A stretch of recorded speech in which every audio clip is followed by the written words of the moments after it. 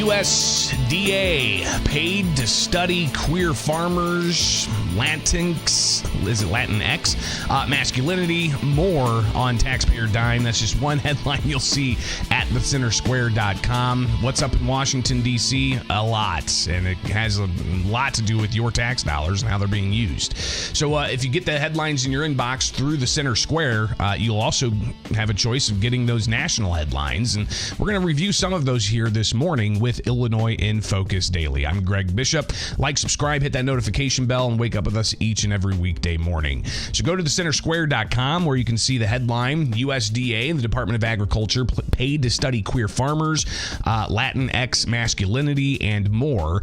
And this story coming from Washington, D.C. Bureau's Casey Harper.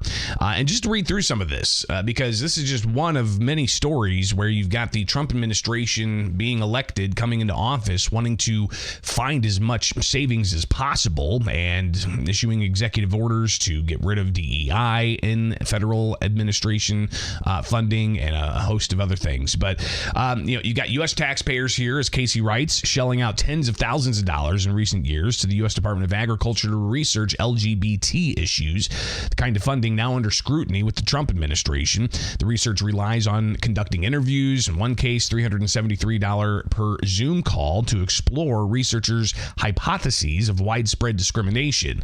One taxpayer-funded research grant studied queer farmers' quality of life in Pennsylvania. Another, you've got the Sustainable Agriculture Research and Education Projects, federally funded research arm of USDA, paid $14,997 for a 2018 grant. You've got a whole host of others. And so what you have is the Trump administration coming in to find savings, and it's not just with USDA. You've also got USAID, United States Assistance for International Development, and all of the stories that were a month ago of the different types of things that were being found and the types of savings that the Trump administration was working to bring about. And obviously there's a lot of people fighting this in court, and you've got a win for the Trump administration.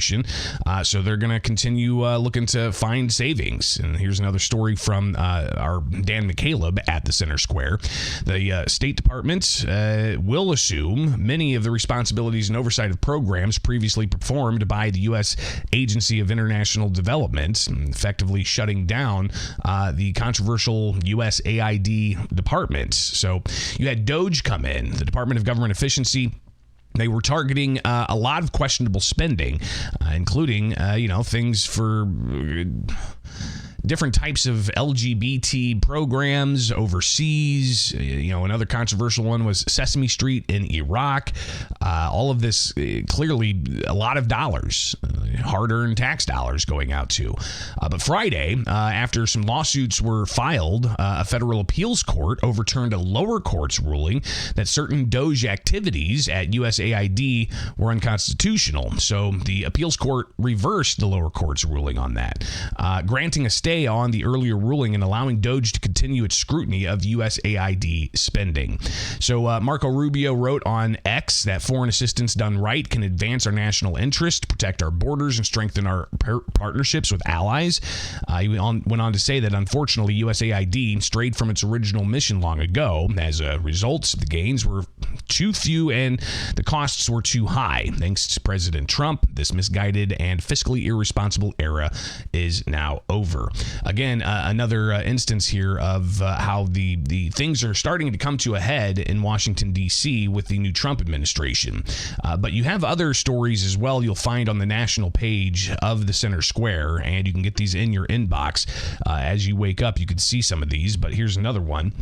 Executive order redirects the Smithsonian and their funding away from leftward historical bents. So new executive order from the president attempting to end the displays and programs at the Smithsonian that, quote, divide Americans based on race and inappropriately disparage Americans past or living. So the order reads that over the past decade, Americans have witnessed a concerted and widespread effort to rewrite our nation nation's history, replacing objective facts with a distorted narrative driven by ideology rather than the truth. Under the historical revisions, our nation's unparalleled legacy of advancing liberty, individual rights, and human happiness is reconstructed and inherently racist, sexist, oppressive, and otherwise irredeemably flawed. So how that's going to play out, clearly it's a political back and forth and a hot potato, all while you've got the DEI, the diversity, equity, and inclusion debate ramping up even more after the president issued executive orders saying, hey, we're not going to give money to states or other organizations like universities if they continue with DEI policies. It seems to be having an impact in Michigan, where you've got the DEI on campus. They're going to close its diversity office. So following the president's executive order, you've got the University of Michigan closing the Office of Diversity, Equity, and Inclusion. Meanwhile, other universities contacted by the Center Square have no updates on the responses toward the executive order. So the University of Michigan director told the Center Square that the school is moving forward with important changes to its diversity, equity, and inclusion programs. And in the Ann Arbor campus and Michigan Medicine, the university announced it will reallocate funding from administrative functions toward student-facing initiatives that directly enhance student success and foster a sense of belonging for all members of our community.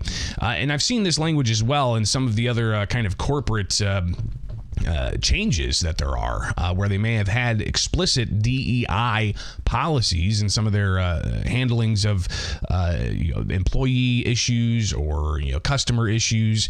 And instead of saying DEI, they're more saying, hey, we're welcoming and everyone is belonging here. So instead of looking at specific segments of the population and intersectionalities and things like that, they're just saying, hey, a belonging sense for everybody. So maybe that's the direction a lot of this is going to go. Now in Illinois, obviously, we've seen a lot of conflict when it comes to how exactly these DEI policies are going to impact federal funding, and that very much is a ongoing concern. So stuff to keep an eye on. Again, more from the Center Square. You can find every morning, waking up, getting it in your inbox to where you can stay plugged in to keep an eye on what's happening in Washington, D.C. And there's going to be a ton more to tackle. Especially this week, you've got tariffs that are going to be put in place April 2nd. And that's something that the president has said could cause some bumps in the road for people to hang tight as they work to move more manufacturing back to the U.S., especially when you consider the issues of the ongoing auto manufacturing industry and how exactly that is being impacted by foreign goods and coming into the U.S. and such. So how that's going to all fall into place, I guess we will watch and see. So a lot of happenings this week. That's why it's important for you to get the newsletter in your inbox at thecentersquare.com and wake up with us here with Illinois in Focus, and we'll do what we can to keep you posted on the latest as well. All right, each and every weekday morning here, like, subscribe, hit that notification bell, and wake up with us for Illinois in Focus Daily.